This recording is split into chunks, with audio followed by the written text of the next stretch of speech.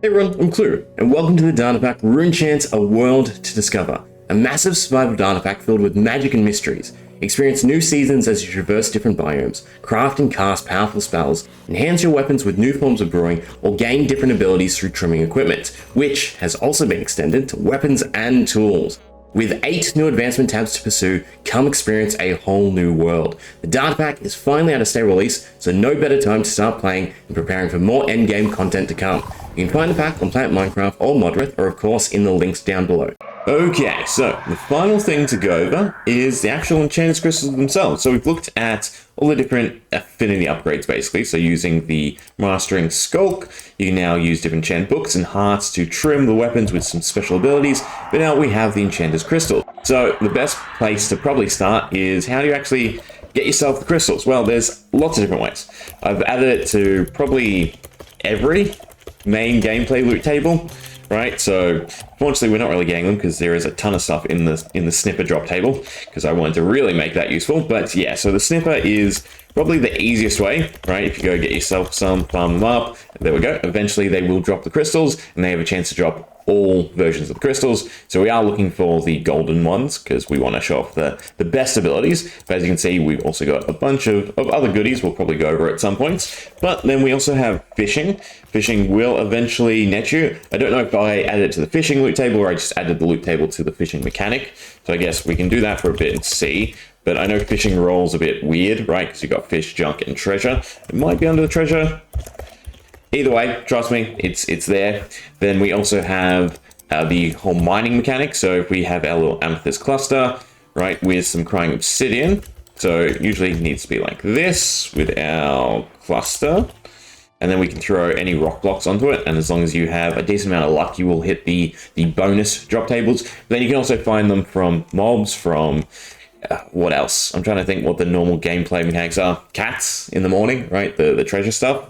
Also, I want stone. So there are lots of different ways to find them. They should hopefully be plentiful. Do we get any? We got a bunch of different goodies, but I can't see any glowing crystals, unfortunately. But you should have the ability to get a nice, healthy amount of them. In fact, I might end up, putting them in more places since there are so many to collect. And then we do have the aspect of being able to upgrade them. So there are 4 different types of the enchanted crystals, right? There's red, which are strictly attributes, or bad me, I grabbed one out. Oh well.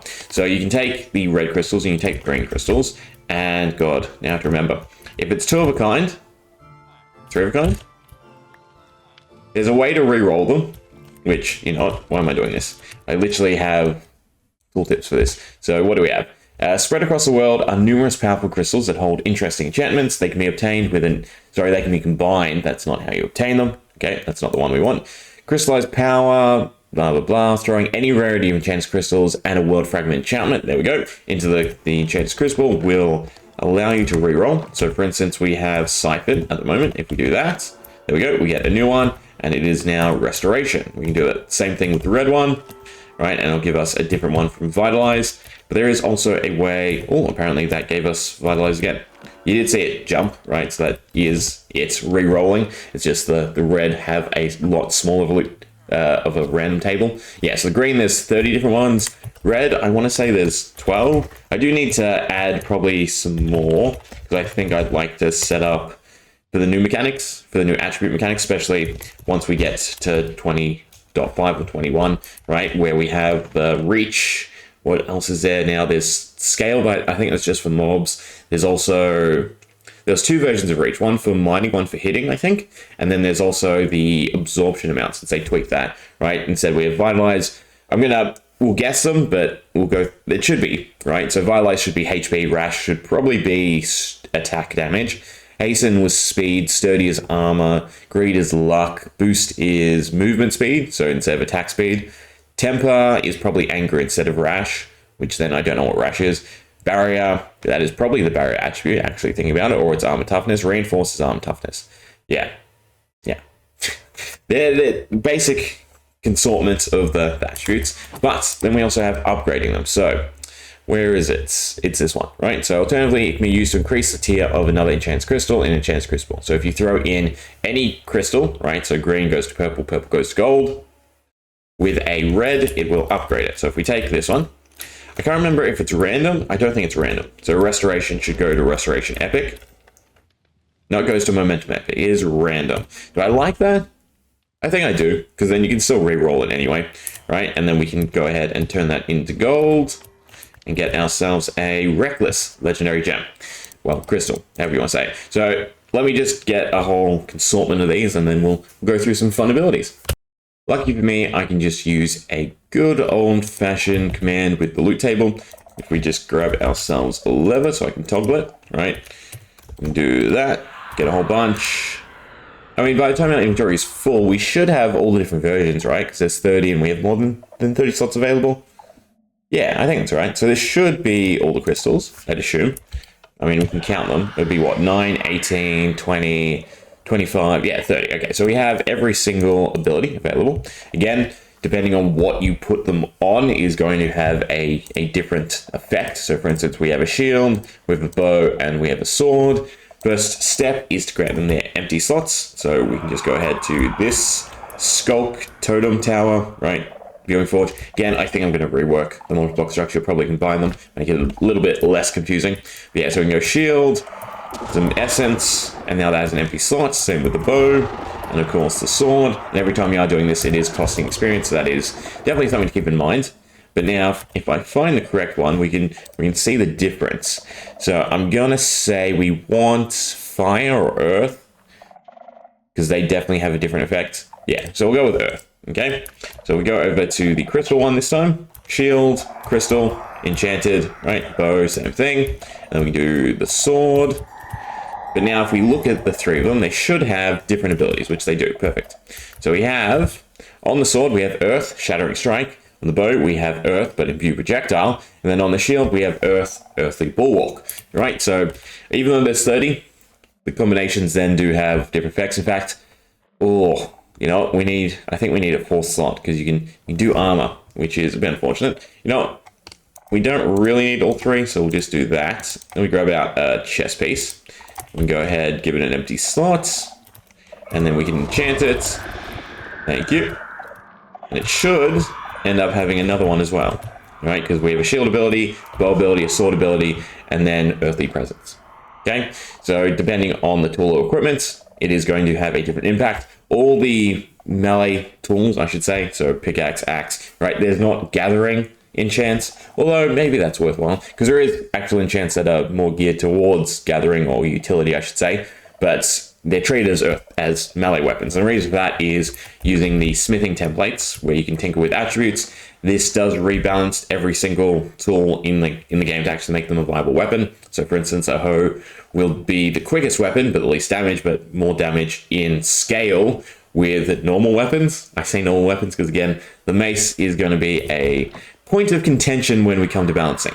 But, right, we now have everything. So with our bow, we shoot, stalagmites form. We're on the highest enchant, so that's why we get some pretty hefty amount. So for instance, we're doing the bow damage and then 3 ticks, it looks like, right? So 8, 6, 6, 6, no, yeah. We're doing 3 ticks of the stalagmites, the one that spawns on it, above and above, and then also AoE damage around. So again, if it's a group of enemies, that's gonna be pretty fun. On the shield, I think this is like an earth blast. I can't remember if it's a block effect or if it's a whole block effect. Yeah. So you can do some minor damage to anything in front of you. It'll just basically spawn stalactites.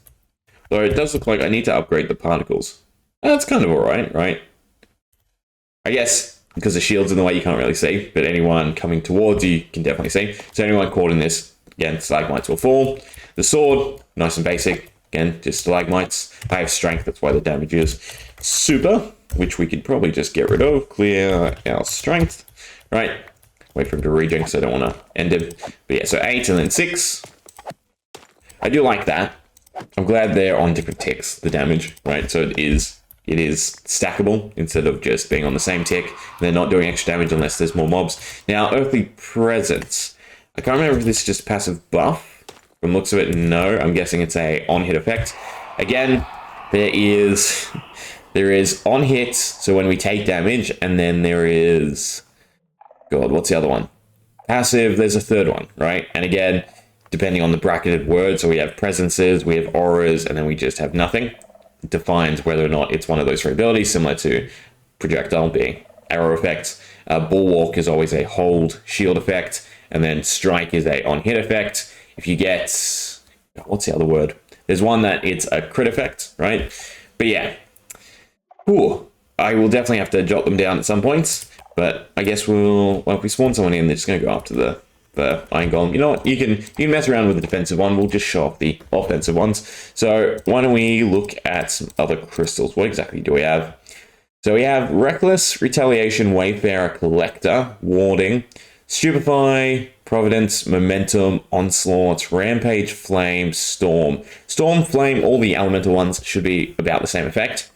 Swift, Enfeeble. Enfeeble's probably, you know, we'll go with my favorite one always. Ethereal. Ethereal should be the same across all, and I think I've showed it off before, but it's the funnest one for me to play around with. Right, so we can add it to a sword. It doesn't have a bracket, so it's just a static effect no matter what you put it on, right? And if you have it in your hand, you double tap sprints, you go into spectator mode for a little bit, actually quite long because you're in the, well, you have the legendary gem, right? And then it'll cost some experience, but then eventually you'll be pushed out, perfect, and you go back to survival. And that way you can't use it to, well, for instance, I was in creative, right? So that way it doesn't loop. But yeah, I do like this, especially for traveling, getting around. I mean, you could use it to technically fly up into your elytra or anything like that, carry the momentum. I'm gonna die here. Almost. Thank God. Okay. But we've shown that off before, I believe. Malignant, Spring, Quick. Some of them will also just be basic potion effects. So if we go back to creative, I think Spring is a basic potion effect. I should be deleting them as I go, make it easier on myself. Right, we can just put this on some boots, and it should also be a bracketless one. We'll see, I guess. So boots, that and that.